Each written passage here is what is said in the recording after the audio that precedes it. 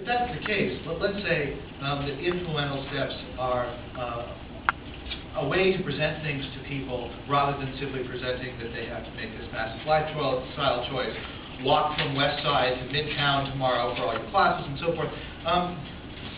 What if doing that isn't enough? Then, if everyone has an energy-efficient refrigerator, that will not necessarily stop global warming from happening. So, if we can only convince people to create incremental changes, what happens when that's insufficient to stop these processes? I think that one of the comments that I was going to make was that with the question, do humans have the capacity to solve the problem?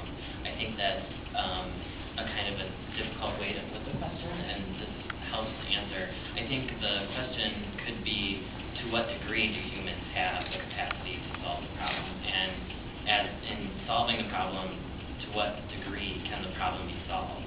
And I don't necessarily think that we know that we've made an indelible mark on our planet, and there are certain things that we're not going to be able to fix.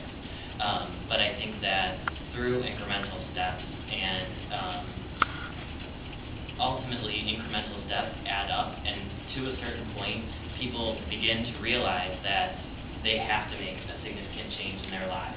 And once they start seeing how those incremental steps, as they've added up, are making a difference, then they automatically, and I can say this for myself, will make a significant lifestyle change. So they just need to see that by their own example and their own reflection and what they're doing has an impact. They can see that ultimately they can do more and more and more and more. So it, I guess, exponentially can become larger incremental steps as you go towards that. So I don't think that each incremental step can be seen as one equal. They can add up over time, and people become more inspired as they go along.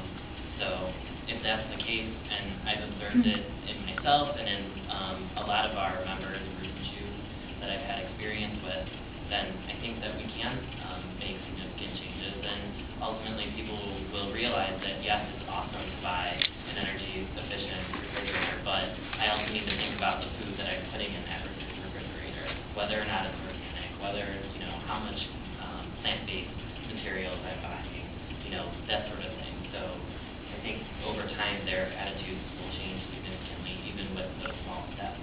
It's almost like telling someone, you have to quit smoking right now. We know that doesn't work. It's not how our brains are set up when we have an addiction, and we're addicted to consuming the things that we're consuming, and I don't see it as very different from that.